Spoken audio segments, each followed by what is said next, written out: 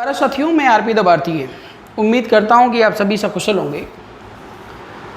साथियों, आज के जो न्यूज़ में मैं देख रहा हूं कि सुप्रीम कोर्ट में कुछ हमारे बौद्ध मतावलंबी जिन्होंने याचिका अभी हाल में ही फाइल की थी और उनका कहना था कि अयोध्या में जो अवशेष मिल रहे हैं उनको संरक्षित किया जाए। मुझे नहीं लगता है कि इसमें कुछ गलत जो है अपील हुई थी या गलत याचिका फाइल की गई थी, लेकिन सुप्रीम कोर्ट की जिस तरीके का रवैया रहा है वो बेहद निंदनीय है। और साथ ही साथ याचिका तो खारिज कर दी गई और साथ ही साथ जो है 1-1 लाख की फ़ाइन भी लगा दी गई है माननीय मिश्रा जी द्वारा, सुप्रीम कोर्ट के जज। साथियों, हम बताना चाहते हैं, जिस देश का नेता मतलब प्रधानमंत्री, जिस देश का मुख्यमंत्री, जिस देश का सुप्रीम कोर्ट अगर भ्रष्ट हो जाए, गलत नीतियों का पालन करने लग जाए, उसको अन्याय ही न्याय दिखने लगे, उस देश का क्या भविष्य होगा ये कहना बड़ा कठिन है। बड़ा दुख तो तब होता है साथियों जब हमारे ही लोग इस बात को नहीं समझते हैं कि उनको करना क्या चाहिए। जो लोग पढ़े लिखे नहीं हैं, अज्ञान हैं, अभी जो सीख रहे हैं पॉलिटिक्स क्या होती है, समाज सेवा क्या होती है, उचित अनुचित क्या होता है, उनकी बात मैं नहीं करूंगा। लेकिन आपके ही समाज में बहुत ऐसे बुद्धिजीवी हैं जो अपने आप में बुद्धिजीवी हैं, लेकिन उनको अभी राजनीतिक दांवपेच, समाज के दांवपेच नहीं पता है।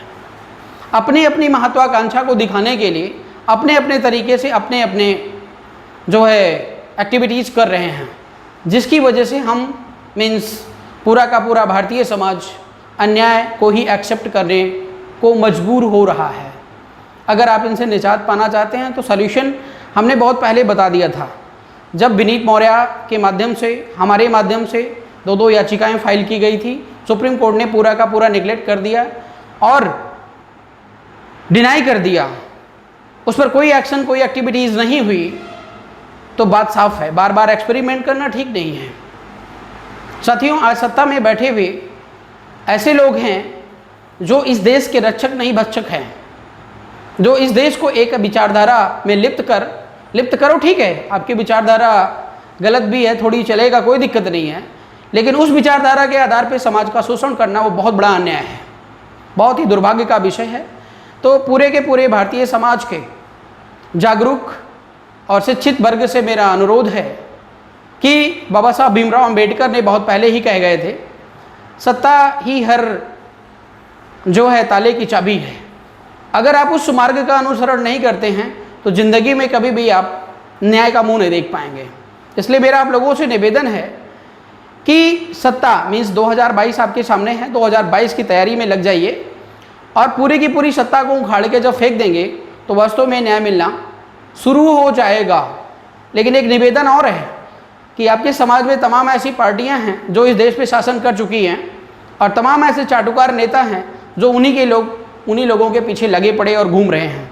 आप इनमें और हमें दोनों में भेद करना सीखना पड़ेगा कि आखिर वास्तविक लड़ाई इस देश की कौन लड़ रहा है। और अभी भी आप एनालाइज नहीं कर पाए तो मुझे नहीं लगता इस देश को कोई बचा सकता है, यहाँ तक कि अकेले आरपी मौर्य कुछ नहीं कर सकता है। तो साथियों, मेरा आपसे बार बार अपील है कि अपनी एनर्जी, अपनी डायरेक्शन, अपने पैसे को इधर उधर मतलब खर्च मत करिए, बेकार मत करिए, जाया मत करिए। आपके वोट में बड़ी पावर होती है, उस वोट का इस्तेमाल करके एक ही झटके में उत्तर प्रदेश की सत्ता को पलट दीजिए। और जिस दिन आपने सत्ता को पलट दिया उस दिन आप समझ जाइएगा कि आपकी एक भी ख्वाहिश जो पिछले 72 सालों से आपके दिमाग में चल रही है कि कब सवेरा होगा, कब सवेरा होगा, तो निश्चित तौर पर वो सवेरा आ जाएगा।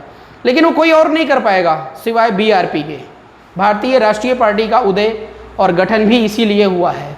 तो आप लोग अपना समय वेस्ट ना करते हुए सही डायरेक्शन में मूव करें और हम भारतीय संविधान की रक्षा करने के लिए कंप्लीटली दृढ़ संकल्पित हैं।